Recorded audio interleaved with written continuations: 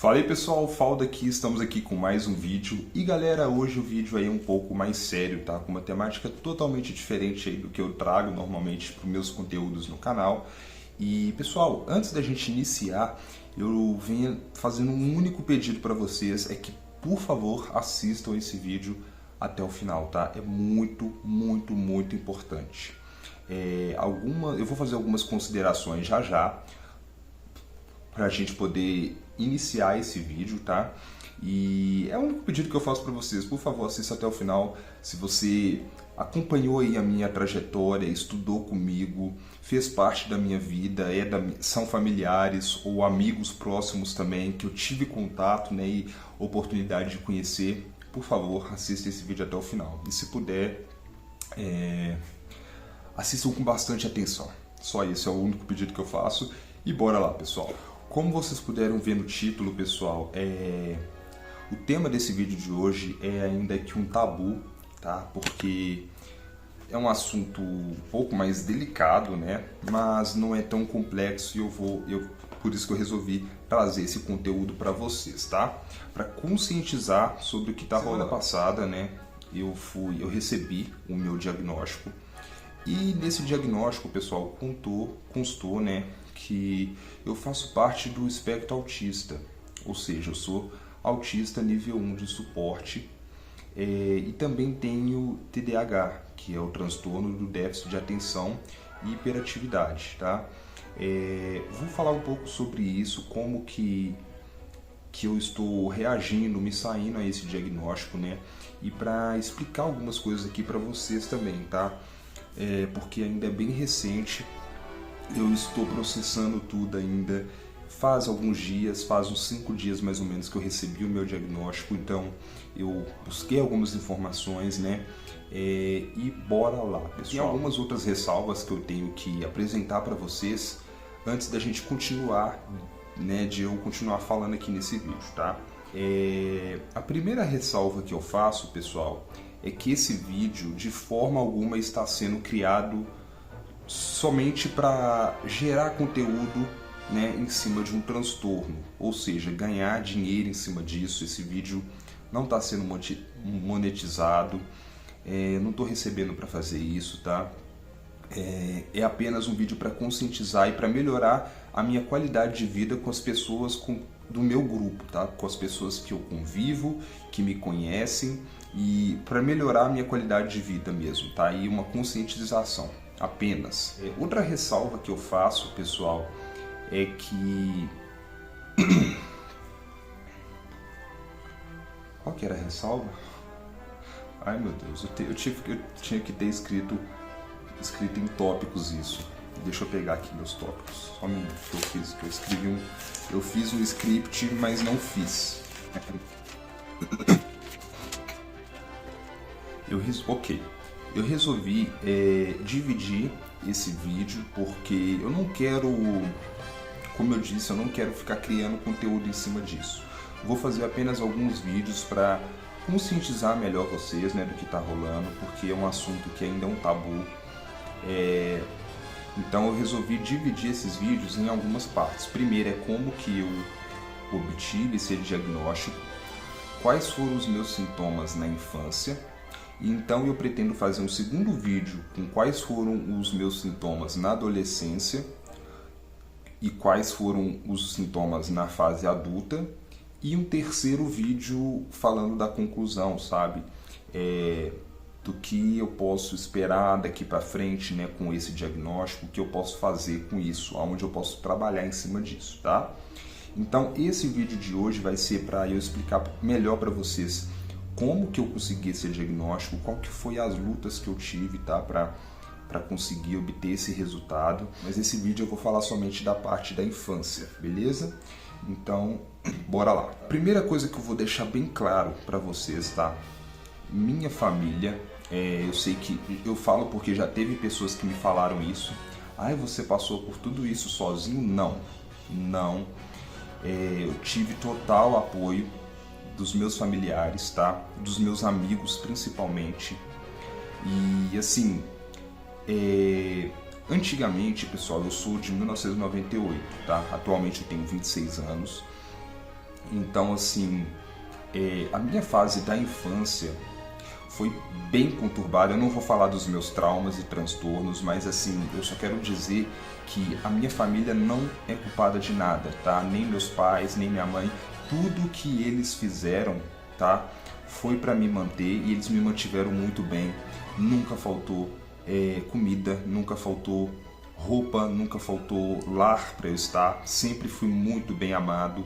Minha família sempre me amou, apesar de tudo, apesar de várias coisas ter acontecido. Acho que todas as famílias têm os seus problemas, mas eu sempre fui muito, muito amado, tá? Então qualquer tipo de ataque através de comentários maldosos e relacionados à minha família, tá? Eu vou estar bloqueando, porque eu não aceito, tá? Eu não aceito, tá? Mas eu preciso falar de algumas coisas que aconteceram sim durante a minha infância, né? Que são os sintomas. E é isso. Eu vinha fazendo, pessoal, uma grande recomendação para vocês, tá? Que é esse livro aqui, tá? Que é O Código da Inteligência. É um livro de Augusto Curry. Cara, esse livro aqui, pessoal, eu vou falar para vocês. Eu já me mudei, né, diversas vezes. E esse livro aqui sempre esteve aqui em casa. Minha mãe ganhou de uma amiga, né? E ele sempre esteve no meu quarto, por perto, sabe? Mas eu sempre ignorava esse livro por um certo preconceito até, posso dizer.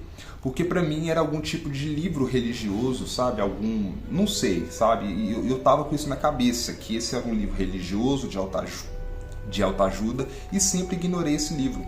Mas, cara, quando eu peguei esse livro para ler e fui até o final, olha só, tá, tem várias marcações aqui, eu marquei várias partes do livro. Então, fez total sentido. E para vocês que são pais, que estão, né, que são gestores, são professores, são tutores também, cara, leiam esse livro. E se você não for também, se você for somente uma pessoa que está passando por dificuldades emocionais, psicológicas, cara, leiam esse livro. Esse livro é muito bom, tá?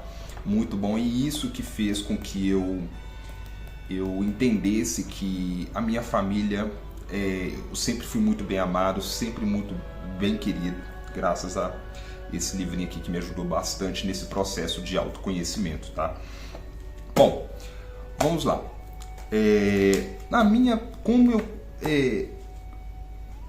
Como eu comecei a buscar esse diagnóstico, tá? Tudo começou há uns 4 ou 5 anos atrás. Eu era doador de sangue, né? Eu doava no Hemocentro. E então eu teve um dia que eu fui doar, falaram que minha veia era boa, né, tipo tal, para fazer a doação de sangue, o meu tipo sanguíneo era necessário para doação, então eles encontraram uma certa arritmia cardíaca, tá? E a arritmia, quando você tem essa arritmia, você não pode meio que doar sangue, então eles pediram para eu fazer um exame, para constar que eu não tinha nada, sabe? Se era uma arritmia comum ou se era devido a algum outro transtorno, alguma outra coisa. E, cara, depois que eu recebi esse encaminhamento de arritmia, minha vida mudou totalmente, cara. Minha vida fez, sabe? Então, eu corri atrás de um cardiologista, fiz vários exames, e dentro desses exames eu fiz um exame de Holter, né? Holter 24 horas, que você fica cheio de eletrólitos no corpo para medir os batimentos cardíacos. Eu vou deixar algumas imagens aí para vocês, tá? Entenderem melhor. Então, pessoal, foi um processo gigantesco para eu obter esse diagnóstico. Não começou do nada, assim, sabe? Porque eu sei que vai ter muitas pessoas falando assim, você tá indo muito por redes sociais, sabe? A rede social espalha informações e a gente aceita aquilo como verdade. Não, pessoal. O meu problema veio bem antes, sabe? Desde a infância, basicamente. E é por isso que eu resolvi falar um pouco de como que foi minha infância e quais eram os sinais que eu tinha de autismo desde a minha fase infantil, tá? Então vamos lá. E depois, quando eu estiver lá no vídeo da fase adulta, eu volto para o exame de Holter, da taquicardia. e explico melhor para vocês. Então bora iniciar na fase infantil, tá? Quais que eram os sinais? Eu fiz uma colinha aqui, pessoal, porque, né, é difícil lembrar muita coisa. Eu tenho essa dificuldade, como vocês podem ver, já faz muitos anos que eu crio conteúdo para o YouTube e vídeos, né, no geral. Eu sei que eu tenho que olhar para a câmera e não para minha cara, mas eu acho que isso faz parte do transtorno também, é algo que eu posso controlar, mudar, mas eu prefiro olhar para mim mesmo do que olhar para a câmera. É bizarro isso, mas então esse é um dos sintomas, tá? E isso serve pra gente olhar no olho de outra pessoa também, numa entrevista de emprego ou numa conversa normalmente. Manter os olhos fixos no olhar de outra pessoa pra mim é muito difícil. Nossa, parece que eu tô sendo, tipo, o olhar da pessoa tá me devorando, sabe? Parece que eu tô olhando, sei lá, pra um bicho de 7 cabeças, tá? Mas é muito difícil pra mim olhar nos olhos. Enfim. Sinais na infância, tá? Vou começar aqui. Que eu era uma criança muito chorona. Eu escrevi que chorava muito, fazia birras por não entender. Quem conviveu comigo, eu falo meus parentes, meus familiares, né? Sabiam que eu era uma criança muito chorona, eu era muito sensível com tudo, mas é porque eu realmente não sabia quais que eram esses problemas, então olhava pra mim, já estava chorando e... bom, normalmente a gente vê uma criança chorona e fala, tá com, sei lá, tá com birra, tá fazendo alguma coisa. Mas aí vão entrar outros sintomas que fazem com que essas crises de choro, né, isso venha à tona, né, vamos dizer assim. Eu tinha ecolalia, que é uma palavra que eu descobri recentemente no diagnóstico, porque eu não sabia do que se tratava, o que era. Ecolalia basicamente é a repetição de frases e músicas, tá? Basicamente você assistir um desenho animado, sempre gostei muito de desenhos, principalmente de musicais, e isso eu sempre deixava claro nos meus posts, né? Para quem acompanha aí o meu WhatsApp, meus status, meu Instagram, foi algo que eu sempre falei, que eu sempre gostei muito de musicais. Então qualquer desenho, qualquer filme que tinha músicas e steams assim musicais, sabe? Coisa para eu poder repetir. Então a ecolalia é você repetir essas frases, essas músicas, né? Então para mim sempre eu tive essa facilidade. Eu assistia o desenho ali do Aladdin e com Pense que não já tava a noite na Arábia e os dias também é sempre tão quente que faz com que a gente se sinta tão bem. E basicamente, se vocês me perguntarem qualquer desenho, animação dos anos 90 pra cá, eu basicamente vou saber cantar todas as músicas de vários desenhos, sabe? Isso é algo que era comum.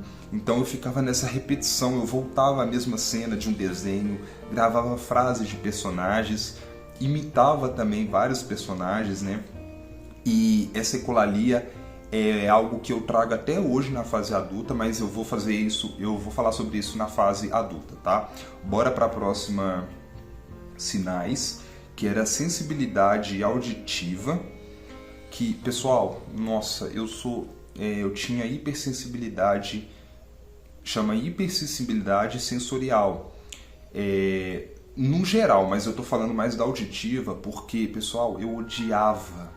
Pra mim era um pesadelo ter que cortar meu cabelo, porque eu ia no barbeiro e tinha o barulho da máquina, nossa, parecia que tava me machucando, parecia que aquela máquina, que trem me matava, velho, aquilo me matava, eu odiava cortar o cabelo, odiava, barulho de máquina. Eu morava em uma região, em um lugar onde passava o metrô, sabe? O metrô, ele passava basicamente atrás da minha casa. Então, toda hora que o metrô chegava perto, eu fazia isso aqui, ó. Porque fazia um barulho, e começava a vibrar um pouco. A casa começava a vibrar um pouco, né? Porque era bem próximo. E eu escutava o barulho desse metrô passando e eu fazia assim às vezes, sabe? Até que chegou um tempo que eu fui me acostumando. Então, sensibilidade auditiva. Vozes, pessoal, vozes muito agudas. Nossa, tinha uma moça que visitava, que ia lá em casa, ela tinha uma voz muito estridente, tipo, a voz dela era muito aguda, era fininha. E pior que ela chegava e fazia, tipo, apertava a bochecha, brincava, assim, eu sei, é uma brincadeira, mas pra mim aquele de apertar a bochecha junto com a voz, nossa, aquilo me matava. E eu corria pro quarto, às vezes tampava, colocava a almofada na orelha só pra não escutar a voz dessa moça, porque era muito estridente, muito aguda. E tem uma superstição que é engraçada, que eles falam de colocar a vassoura atrás da porta. Pessoal, isso é engraçado. Quando eu escutava a voz dessa mulher de longe, eu já corria, uma criancinha correndo, um molequinho, pegava a vassoura e colocava atrás da porta, porque eu não suportava a voz dessa mulher, mas agora eu entendo que era minha sensibilidade auditiva. Bom, vamos lá. Seletividade alimentar. Eu sempre tive problema com texturas de comida, tá? Então eu era muito difícil para me alimentar. Eu me alimentava bem, tá? Porque minha família, igual eu te falei para vocês, o pessoal sempre fazia do bom e do melhor para mim, mas ninguém entendia, sabe? As pessoas não entendiam. Achava que por eu não comer tipo um feijão, era frescura minha, sabe? Por eu não gostar de feijão, ou por eu não gostar de algum legume, tipo abóbora ou alguma outra coisa, mas a textura sempre foi algo que me incomodou. Feijão principalmente por ser um grão, né? Então não era bacana, sabe? Eu tive muito dessa questão de me acostumar com comida. Como eu disse, a minha família sempre tentando me fazer com que eu me acostumasse com as coisas, né? As minhas tias começaram a inventar outros métodos para eu conseguir comer esse tipo de legumes, né? Então as minhas tias começaram a ralar a cenoura, começaram a ralar o repolho, né? E eu consegui me adaptar. Colocava um tempero bacana, um limãozinho, falava, experimenta. E aí eu comecei a me acostumar com alguns alimentos, sabe? Mas foi muito difícil, pessoal. Até hoje em dia eu tenho muita dificuldade em comer feijão e grãos no geral, né? Tipo assim, feijão, ervilha, lentilha. Eu como, né? Na verdade eu me alimento de tudo, pessoal. Só que assim, o problema é a textura, sabe? Não é algo, sabe, que eu gosto, posso dizer, nossa, eu amo isso, sabe? Mas eu como. Agora tem uma coisa que hoje em dia eu não como, mas eu vou falar no próximo vídeo, tá? Bom, a seletividade alimentar, as texturas, né? Depois vem aqui, pessoal, algo que entrou na infância, que é o meu hiperfoco. Hiperfoco, vamos dizer, vou explicar primeiro o conceito de hiperfoco, tá? É basicamente uma atividade que você gosta muito e que você se foca somente naquilo. Então, desde pequeno, pessoal, eu tinha hiperfoco em natureza, sabe? Insetos, principalmente nos insetos. Quem me conhece sabe a paixão que eu tenho por insetos e isso vem desde pequeno. Eu sempre pegava vários insetos, tipo aqueles tatuzinhos e o que eles chamam de piolho de cobra também, e colocava eles para postar em corridas, sabe? Eu sempre tive um carinho muito grande pelos insetos desde pequeno. Joaninhas, eu às vezes, tipo, tinha um grupo de crianças lá jogando futebol, fazendo as atividades que crianças, assim, normais, neurotípicas fariam, tá? E eu vou explicar o que é neurotípica. São as pessoas consideradas normais, tá? Que não tem nenhum tipo de transtorno psicológico ou transtorno mental. E as neurodivergentes somos nós que temos algum tipo de transtorno, tá? Mental, enfim. Então, basicamente as crianças lá brincando, sei lá, de futebol, brincando de peteca, de outras coisas, de correr. E eu era aquela criança que ficava ali no meio do mato caçando inseto, sabe? Observando a natureza, observando as coisas pequenas. Então isso era o hiperfoco que eu tinha desde criança, tá? E deixa eu ver outra coisa aqui. Tá. Outra questão que entra junto com o hiperfoco é a hiperlexia que eu tinha também. O que é hiperlexia? Diferente da dislexia, a hiperlexia é quando uma criança, ainda na fase da infância, pega vários textos, várias leituras e começa a ler de uma forma acelerada, antes da hora, sabe? Então eu pegava livros de biologia e ficava vendo as palavras, várias palavras difíceis, né? Dicionário, eu sempre tive dicionário perto. Eu comecei a aprender sobre outras línguas também, né? Tipo inglês. Eu sempre gostei muito de videogame também, até hoje eu jogo. Isso é um hiperfoco também. Desde pequeno eu gosto muito de videogame. Então eu andava com o dicionário de inglês do lado, porque os jogos não eram traduzidos, né, ou dublados. Então, para eu entender uma frase no jogo de como passar, eu tinha que recorrer ao dicionário de inglês. Então eu ia juntando palavrinha por palavrinha para formar aquela frase para eu conseguir passar do meu objetivo no jogo. Então, hiperlexia está aí também dentro desse campo. Desmontar brinquedos, pessoal. Eu desmontava todo brinquedo. O pessoal me chamava de destruidor. Que tudo que eu tocava virava ouro, porque brinquedo não parava na minha mão. Principalmente brinquedo eletrônico, tá? Eu adorava desmontar para ver o que tinha dentro dele, como que esses brinquedos funcionavam. Então foi um pouco difícil nessa fase, porque as pessoas só achavam que eu destruía por destruir. Não, eu queria saber como que aquele brinquedo funcionava. Andar nas pontas dos pés e bater palmas. Bom, andar nas pontas dos pés, nessa fase infantil eu não me lembro muito, não consigo me recordar muito bem. Mas, quando eu estava fazendo o diagnóstico, os testes, a minha neuropsicóloga, que foi super gentil, grande abraço, eu não vou citar nomes, tá? Mas eu sei que ela vai estar assistindo, porque eu vou enviar esse vídeo para ela. Eu queria mandar um grande abraço, porque ela foi super gentil, super educada comigo, me tratou muito bem, me explicou várias coisas, entendeu? Do diagnóstico. E ela me falou assim, olha, você consegue... Ela me perguntou, você tinha mania de andar nas pontas dos pés na infância? Eu falei, olha, eu não me lembro, eu não me recordo. Ela falou assim, você teria alguém da família que pode perguntar, sua mãe? Eu falei, olha, tem as minhas tias, né, que cuidaram de mim, né, a minha mãe também, o pessoal lá de casa, eu posso perguntar, sim. E eu perguntei minhas tias, e as minhas tias confirmaram que, sim, eu andava nas pontas dos pés, ficava girando de um lado para o outro, né? Era sempre muito agitado, uma criança muito agitada. Eu lembro que eu adorava bater palmas, tipo, do nada, eu ficava... Então qualquer coisa que era rítmico, e aí entrava junto a ecolalia, né? Que é repetição de músicas e frases junto com palmas. Então, muitas das vezes eu batia palma, sei lá, com uma espécie de extravasar, era bom, era comum eu bater palma, e isso eu levei um pouco para a fase adolescente, mas isso vai ficar para o vídeo da fase adolescente, tá? Então eu batia palmas, andava nas pontas dos pés. Bom, a gagueira e a tartamudez, né, que seria a gagueira, junto com a hiperlexia, né?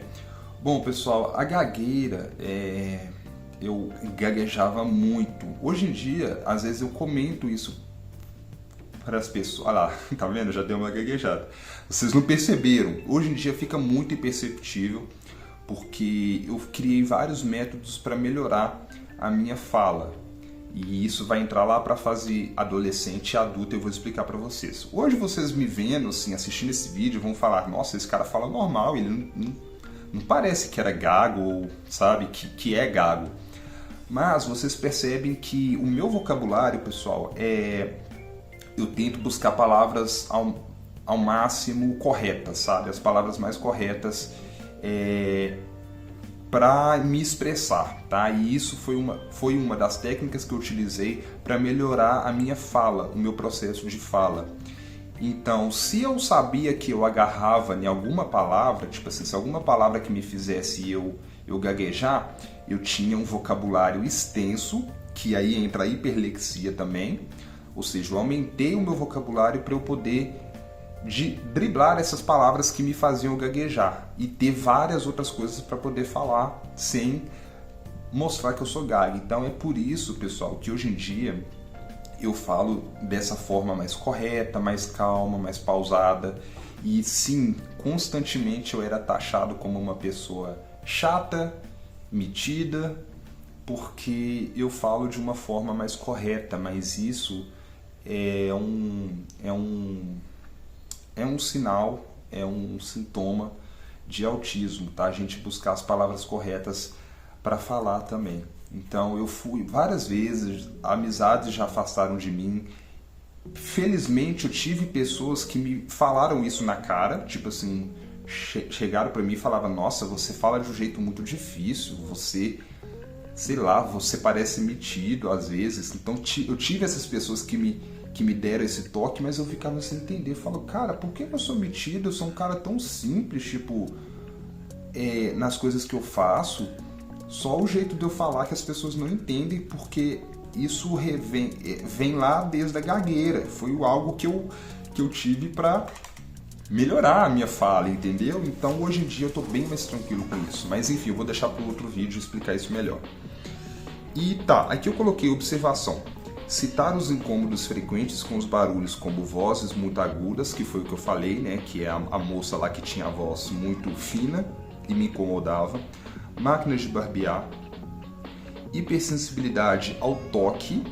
Eu não gostava muito de abraços e beijos, igual eu falei, as pessoas chegavam assim, apertando a bochecha, puxando minha orelha, e sabe, aquela agarração toda. Eu adorava, pessoal, eu ainda adoro abraçar as pessoas, tipo, mas tem que ser no meu tempo, tipo, é bizarro isso. Mas eu tenho que estar me sentindo bem para eu receber esse tipo de contato físico. A minha própria mãe, às vezes, vinha me abraçar e eu não gostava, eu falava: não, mãe, isso me incomoda. E eu ainda fazia assim: olha, isso me incomoda.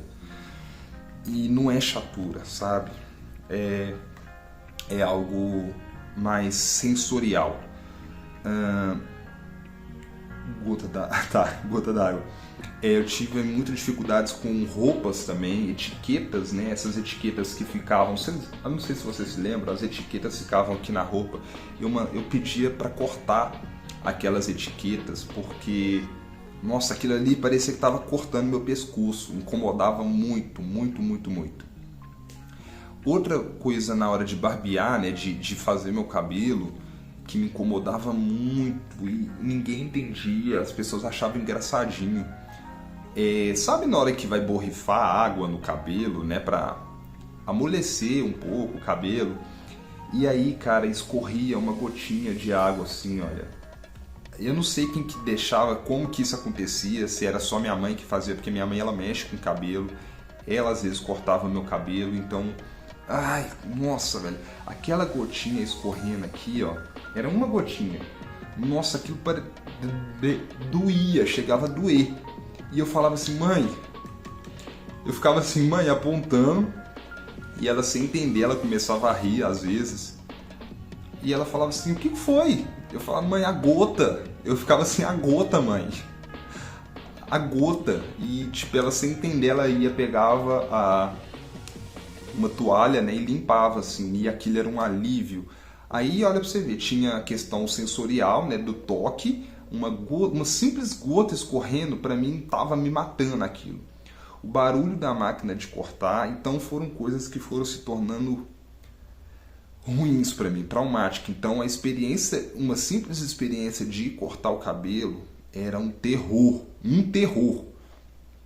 Hoje em dia está bem mais fácil eu conseguir me adaptar, mas por quê? As coisas foram mudando, as roupas, eles começaram a fazer roupas com as etiquetas mais fixas, né, mais escondidas aqui atrás, então isso foi algo que eles foram tirando aos poucos, justamente acho que por conta disso, né, de crianças com sensibilidade, né, sensorial. As máquinas de corte também hoje em dia são menos barulhentas, né? São mais silenciosas, então isso já ajuda, né? Muito. E aí eu comecei a me adaptar aos poucos. Hoje em dia já é mais tranquilo eu ir cortar meu cabelo. Hoje em dia o que mais me incomoda em cortar o cabelo é a paciência de esperar, mas isso entra em outra questão. Vamos lá, a textura de alimento eu já falei, né? Como feijão, ervilha, grãos, aí a cenoura e a beterraba, como eu falei, as minhas tias ralavam, né? Faziam uma saladinha ralada, então a textura delas ralada para mim era melhor do que elas inteiras ou simplesmente cozidas, entendeu? Fígado de boi, acho que pelo nome fígado, sabe, de boi, era um nome bem pesado, então era algo que eu não comia, além do sabor forte de ferro que tinha. Mas depois, quando uma outra tia me explicou, me ensinou com a forma correta de comer, de apreciar, eu comecei a gostar bastante.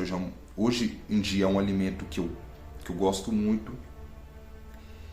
Quiabo, eu não como quiabo até hoje. Acho que a única coisa que eu acho que eu não como mesmo, que não desce, que eu faço ânsia, é o quiabo. Inhame também um pouco. Bom, amizades e relações conturbadas, né?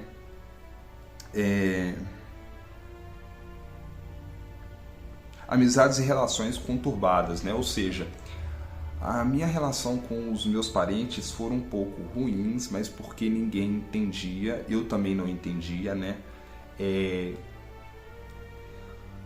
Eu falo que não tinha como as pessoas saberem, pessoal, porque na época o autismo não era tão falado, não se tinha um estudo muito amplo como a gente tem hoje, né? Então era um conceito que fulano é autista, mas só conhecia os outros dois níveis de suporte, que são o nível 2 e o nível 3, que são bem mais sérios, as pessoas têm dificuldade cognitiva, né? Ficava fazendo repetições de coisas, de gestos, né?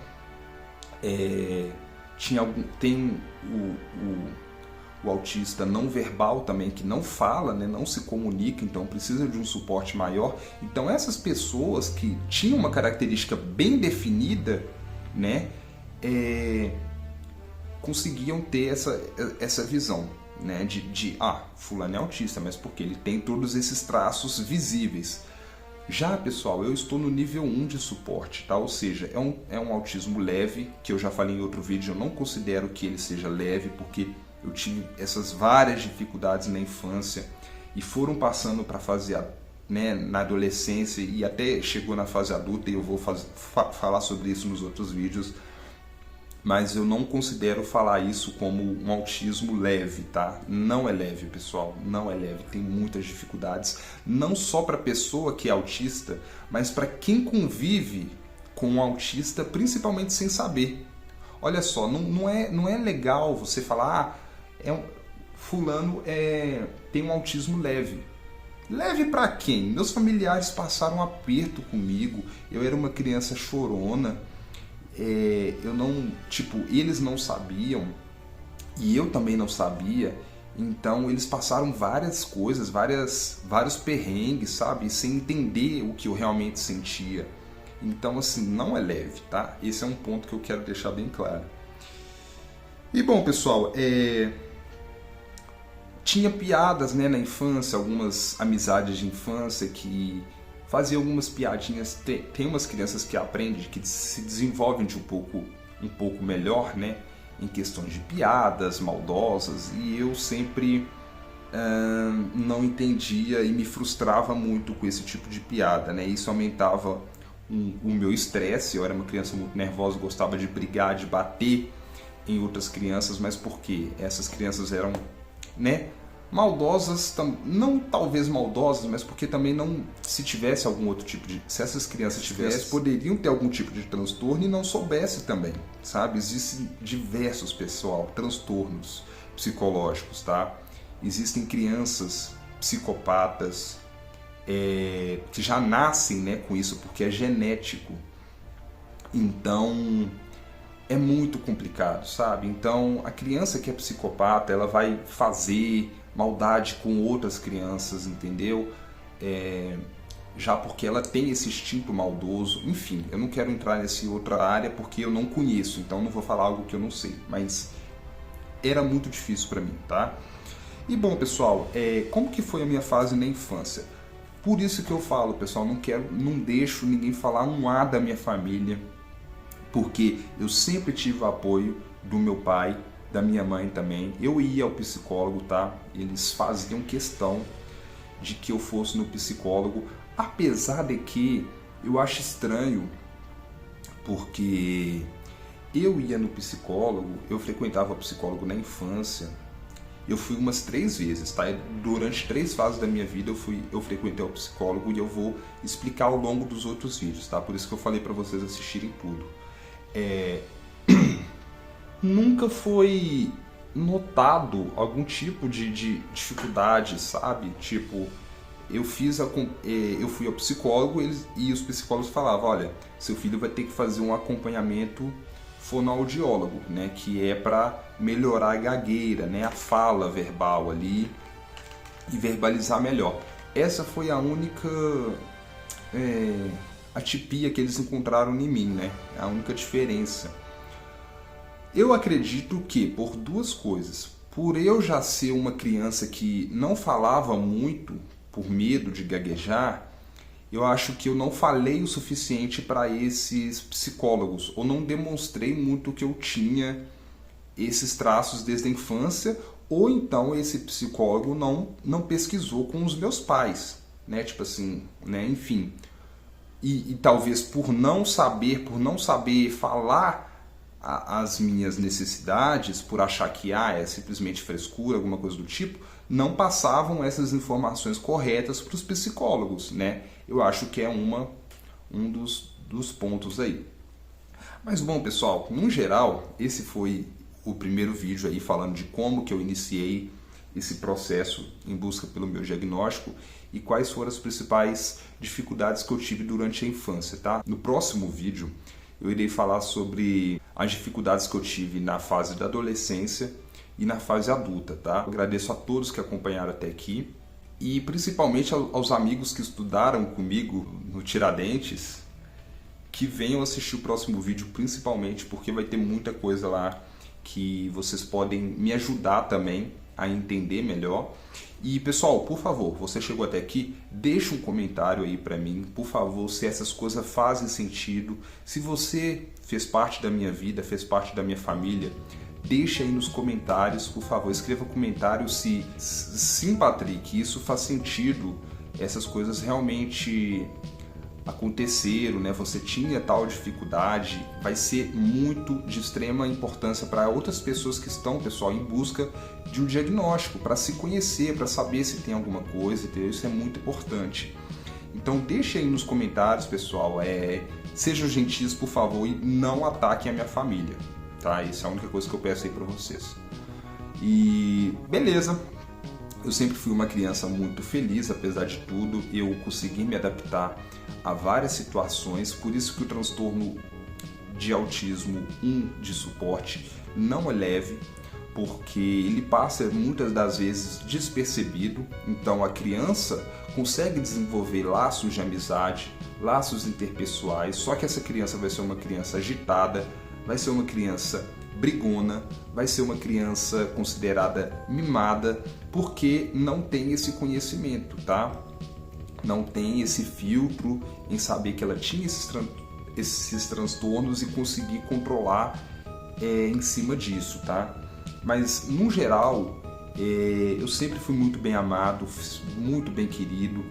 As minhas amizades eram bacanas, apesar de, né, ter as piadinhas ali, mas uma coisa que os meus pais sempre me ensinaram desde pequeno é não levar as coisas, tipo assim, piadas, essas coisas a sério. E isso me ajudou muito, porque as pessoas faziam piada às vezes comigo e eu, tá, legal.